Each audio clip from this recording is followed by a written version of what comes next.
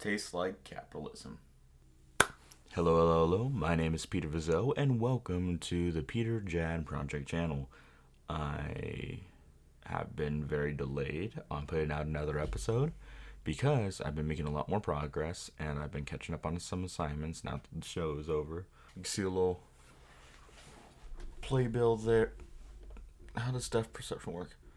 There. Right there. There's the playbill for the show that I was in, and it was a lot of fun. I also was out doing other little thingamajigs. So I have this class about immersive public performance and basically how thought goes into pretty much everything that we see and interact with and consume. And there is no better example than this place called Omega Mart in Las Vegas. So I went to Vegas for about 12 hours for a school trip, fully paid. And that was dope. That's where I got this little bottle of cola, Omega Mart cola, store brand.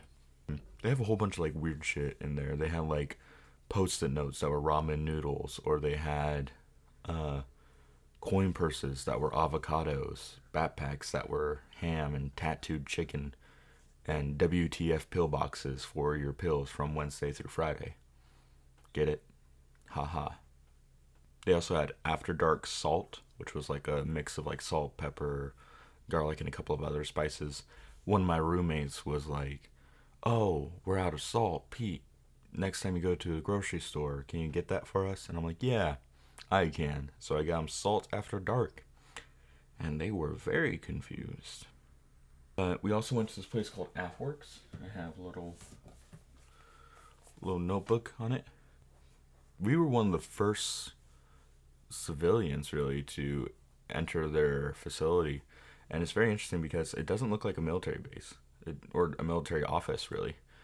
It looks like a think tank because the whole point of AFWorks is to deconstruct the militaristic, hypermasculine mindset that goes into a lot of the military and deconstruct it to help allow us to innovate more, to catch up with other countries like China, who have been innovating a lot with their military in ways that simply our militaristic society and culture does not allow.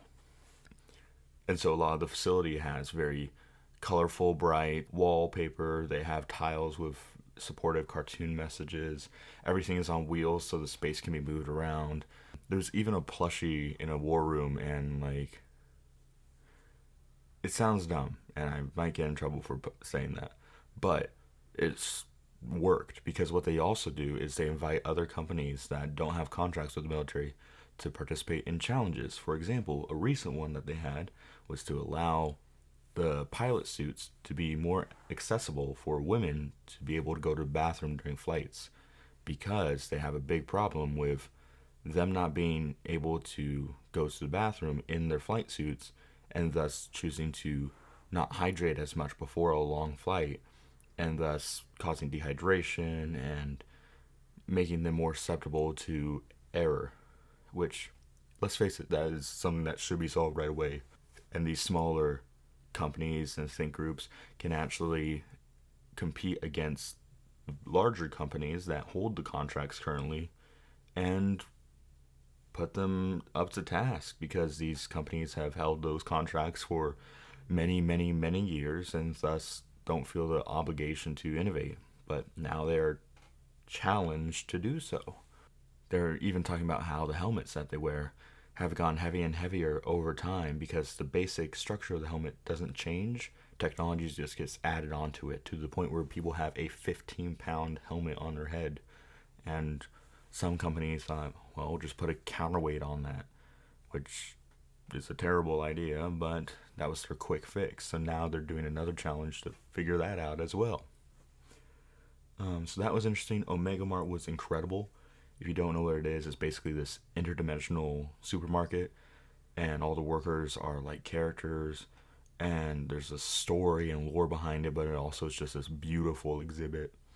I posted some photos on my Instagram and Twitter and all. And in addition to that, I'm working on a lot of projects EOE being one. I'm making a lot of progress. I am well past the first act now, more than halfway through. I want to say about 3/4 actually. And I'm really confident in my ability to close that out real soon. And I also am designing for a writing class a intergalactic church. Yes. And so the idea is to create this short story using horror, sci-fi, or fantasy elements, and I chose sci-fi. And then I thought, what is something in sci-fi that doesn't get explored very much, if at all? And that was religion. Because I think that once you get into sci-fi, you get into technology, and when you get into technology, then there becomes less of a reliance on a higher power. Basically, the story is about this church leading the crusades against another planet or race to obtain an artifact or land that they consider theirs. Basically, crusading, even though it's against the intergalactic government's wishes. And so the people are torn between church and state and what they should follow, which I don't think gets really explored that much, in sci-fi at least. I'm also working on this thing called RPSW. RPSW is rock, paper, scissors wrestling. So for that same class that I went to Vegas for, I am making an art installation that people will come into and interact with, an ARG that has a story about these wrestlers and what happened to them and the backstage politics in it. But I wanted to make sure that above all else, my audience felt badass. They felt larger than life. They felt like charismatic individuals. They were badass. And I was like, okay, what can do that? And I thought, luchadors. That's kind of their bread and butter, you know? What I'm going to do is set up a fake ring and just do 2 out of 3 rock, paper, scissors matches. Now, before you do one of those, you have to register your wrestler, where it is optional to put in your height, weight, and hometown. But what is required is that you use a fake ring name, a name that you want your wrestler to be called, which is you. So when the match starts, the announcer will grab a microphone and introduce these people as the wrestler ring names and make them feel badass. And they'll have their choice of music that they want to enter to. And then after that, like I said, just 2 out of 3 rock, paper, scissors. Now the winner will stay to defend the title, but the loser will be asked to autograph a t-shirt at the end with the wrestler name. And so I think that is like a nice little send off and still make sure that they feel badass. Like they are still appreciated for the match that they put on, even though it was rock, paper, scissors.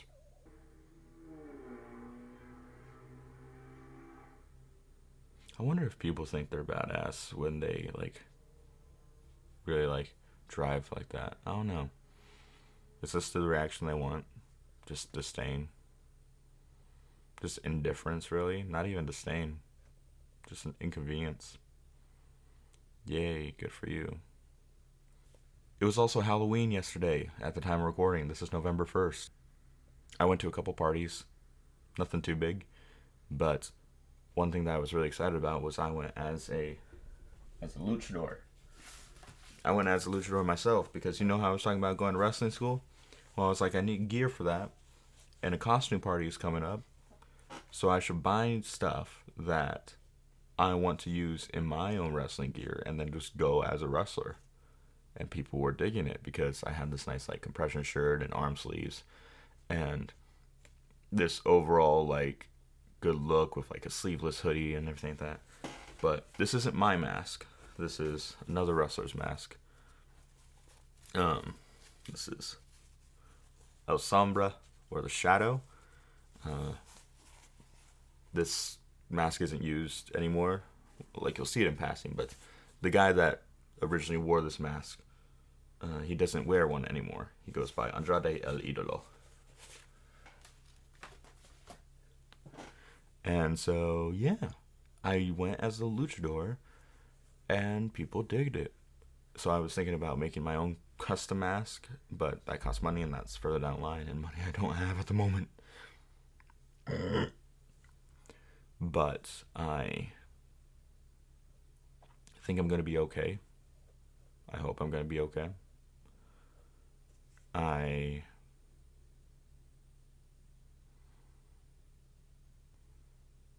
I'm kind of scared because I realize now we're in November and I'm still writing the script. And I sent it out yesterday to some of my friends, some of my old castmates and actor friends, and I need 13 people to sign up. I need 6 guys, 7 girls, or at least masculine and feminine characters. But in the 24 hours, I've only received 5 responses, and I don't know. I'm kind of scared that that won't happen, if I'm really honest, and that's terrifying because I want it to happen. I want it to be fun, but if there's not enough people, then there's just not enough people, and I don't know what to do about that. I don't know how to change that. I like doing these. I really do. It's just a matter of finding the right time because I don't have a professional setup, really. I have the microphone, and that's about it. I should get a ring light, you know, because most of the time I'm just mostly relying on the sun being out, so I have to record these early in the morning. I should. I don't know. I feel like I frame my room really well. I think so. But who knows? Maybe it looks terrible and I'm just oblivious. I'm going to try to hammer out the rest of the project. But I also need to work and get money to pay for graduation. Like, how fucked is that? That they charge you so much for tuition and then they're like, oh, by the way, in order for you to actually complete it, it's another like $85. It's like, wow, thanks for that. Really appreciate you. But I have hope. I have confidence. I have to do so many assignments, and I'm here recording a video. So we'll see how that goes. I'm going to end it right now so I can get on that. Sorry, that's not a very ceremonious way to say goodbye. Sometimes that's just how life is. You see someone one day and then don't see them for 2 weeks, and then they show up with interdimensional cola, a luchador hat, and then a notebook from a company that breaks down the masculinity in the Air Force. And then they say goodbye. I'm really proud of what I'm doing. So I want to put my best into it. So I hope you guys understand that. I'll see you later.